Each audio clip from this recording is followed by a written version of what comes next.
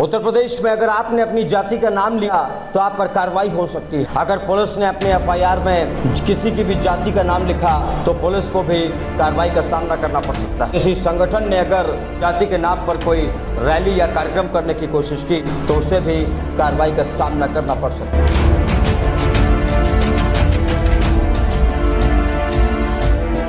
उत्तर प्रदेश में अगर आपने अपनी जाति का नाम लिया तो आप पर कार्रवाई हो सकती है। उत्तर प्रदेश में अगर आपने अपनी गाड़ी पर अपनी जाति का नाम लिखा तो आपको कार्रवाई का सामना करना पड़ सकता है।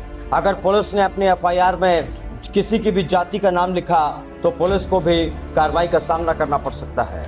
किसी राजनीतिक दल ने अगर ये कोशिश की कि वो जाति के नाम पर लोगों को इकट्ठा करेगा और भड़काएगा तो उस पर भी कार्रवाई हो सकती है। और किसी संगठन ने अगर जाति के नाम पर कोई रैली या कार्यक्रम करने की कोशिश की तो उसे भी कार्रवाई का सामना करना पड़ सकता है। सवाल यह है कि जाति को इतना महत्व आखिर क्यों दिया जा रहा है?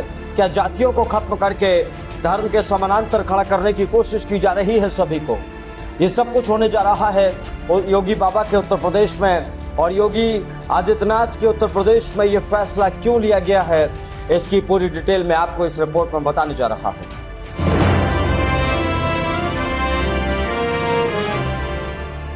नमस्कार, मेरा नाम है नकुल चतुर्वेदी और आप देख रहे हैं एन भारत मीडिया नेटवर्क पर।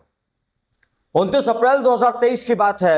उत्तर प्रदेश में एक युवक को पकड़ा गया उसकी स्कॉर्पियो गाड़ी के साथ। उसकी स्कॉर्पियो गाड़ी में अवैध शराब की भारी खेप मौजूद थी और इस भारी खेप को पकड़ने के बाद जब पुलिस ने उस युवक पर कार्रवाई की तो वो हाईकोर्ट पहुंचा।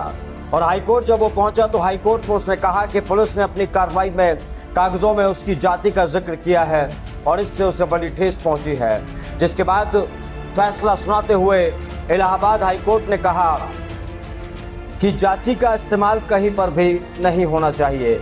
इसी मामले में सुनवाई करते हुए हाईकोर्ट ने एक और बात का जिक्र किया कि 2047 तक अगर हमें भारत को विकसित राष्ट्र बनाना है तो हमें जातियों को अलग हटाना होगा।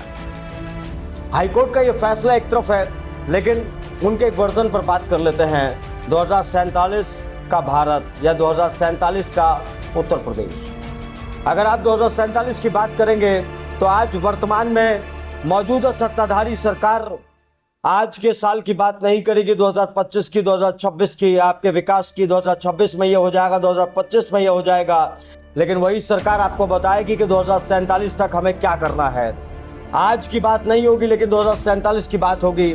और यहाँ पर भी जज साहब ने शायद कुछ 2047 जैसा ही कुछ कहा है, तो मैं उसकी आलोचना नहीं कर रहा हूँ, लेकिन समानांतर है। अगर आप सरकार और कोर्ट एक जैसी भाषा बोलने लग जाएंगे लोकतंत्र में तो ये समझना मुश्किल हो जाएगा कि आखिर कौन कहाँ खड़ा हुआ है, कौन किसके साथ खड़ा हुआ है।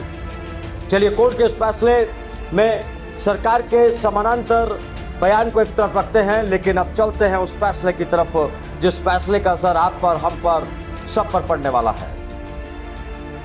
उत्तर प्रदेश के मुख्य सचिव दीपक कुमार ने यह आदेश दे दिया है सभी को कि कहीं पर भी जाति ना दिखाई दे, किसी की मोटरसाइकिल पर जाति ना दिखाई दे, कहीं किसी पुलिस के बोर्ड पर जाति ना दिखाई दे और कहीं कोई जाति आधारित कार्यक्रम ना हो पाए।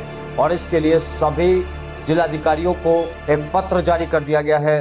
एसएसपी को, पुलिस प्रशासन को यह बता दिया गया है कि आपको जातियों के नाम पर चल रहे भेदभाव को मिटाना है।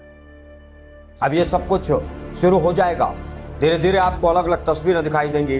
लेकिन मेरा सवाल अब ये है कि जिस योगी सरकार ने हाईकोर्ट के एक फैसले को उत्तर प्रदेश में लागू करने के लिए एक पत्र जारी कर दिया है, एक आदेश जारी कर दिया है, उस योगी सरकार में ही अगर बात की जाए तो जाति के नाम पर कितनी पार्टियों से गठबंधन हो रखा है, इसका अगर आप अंदाजा लगाएंगे तो आप सोचेंगे कि जाति खत्म करने की बात करने वाले पहले जातियों के नाम पर टिकट देते हैं, जाति के नाम पर भेदभाव करते हैं, जाति के नाम पर फला फला पार्टी से गठबंधन कर लेते हैं और आज वही जाति खत्म करने की बात कर रहे हैं। सोचिएगा ज़रूर, क्या जातियां इस देश से खत्म की जा सकती हैं? और अगर जाति खत्म की जा सकती है तो कैसे की जा सकती है?